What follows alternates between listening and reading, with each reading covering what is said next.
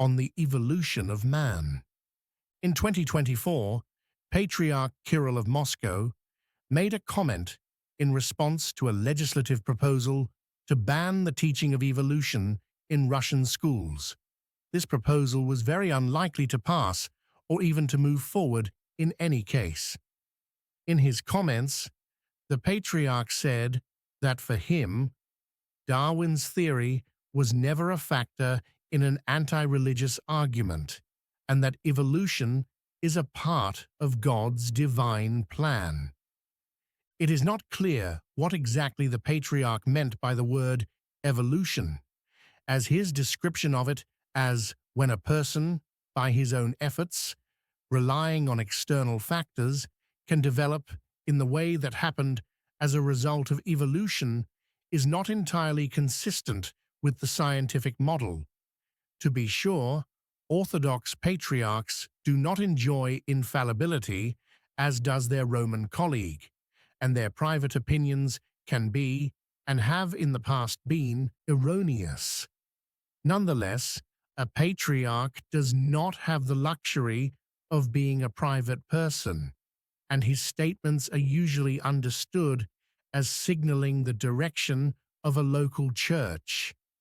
Curiously, there are most certainly those within the church who are quite zealous about accepting the literal meaning of the biblical account of creation.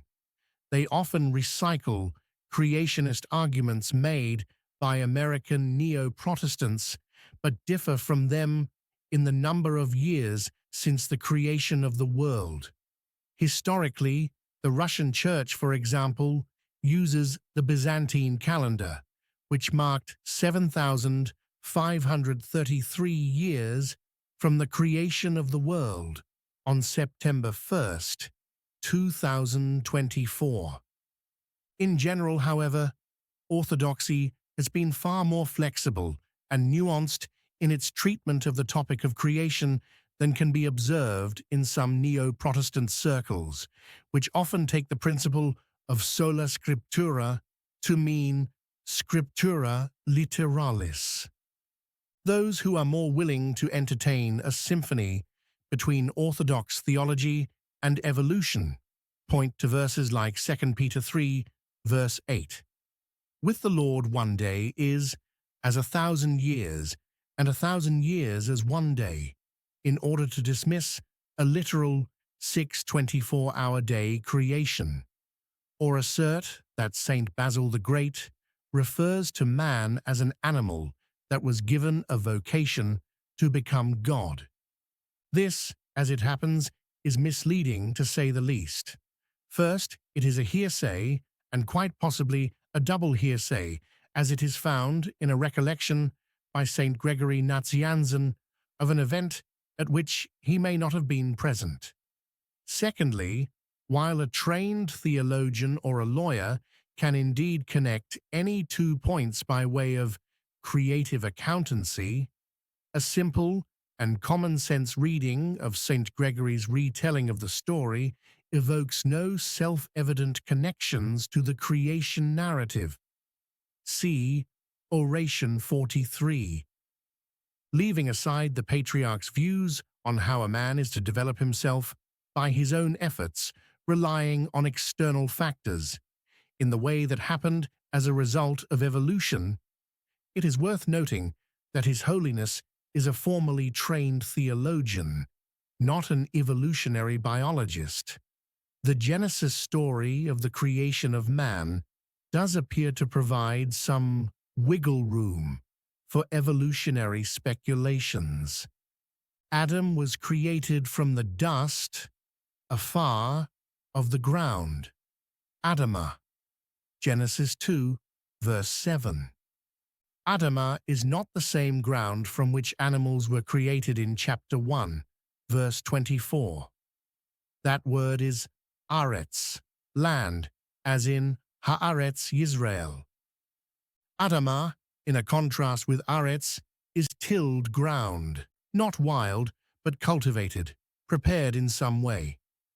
The root of the word is dam, meaning blood. Thus, Adamah means red soil, or possibly bloodied soil, consider God's words to Cain in chapter 4, verse 10. What have you done? The voice of your brother's blood, Dame, is crying to me from the ground. Adamah. By the way, Cain, as it happens, was a tiller of Adamah, chapter 4, verse 2. Thus, Adam, soiled or red or possibly bloody, was created from the dust that settled on the soil that had been tilled or prepared, Adamah, by God, for there was yet no man to till it. Chapter 2, verse 5. It is in this word, prepared or tilled, that those who are inclined to bring the theory of evolution into Christian theology could find a way in. Bloody soil could mean an animal, such as a Homo erectus, who, according to some who misquote St. Basil, was then given a vocation to become God. Then the Lord God formed man, Adam, of dust, afar, from the ground, Adamah, and breathed into his nostrils the breath of life, Hayyim, plural, literally, lives. And man became a living being, Hayyah le Nephesh. And it so happens that the term Nephesh Hayyah also describes sea creatures, chapter 1, verse 20, and livestock, verse 24, thus pointing to the possible evolutionary link between us and them. As I said, a trained theologian or a lawyer is able to connect any 2 points by way of creative accountancy, and it is perhaps not altogether accidental that the legal profession developed in the way that happened as a result of evolution, from that of religious scribes and doctors of religious law. Как говорится, закон, что дошло, куда повернешь, туда и вышло. Вот так. Be that as it may, but to paraphrase the words of Patriarch Kirill of Moscow and all Rus, you too, by your own efforts, relying on external factors, can develop into a paying subscriber to Phroneo. That would be real evolutionary progress. It is only $5 per month. Plain and simple. No creative accountancy here.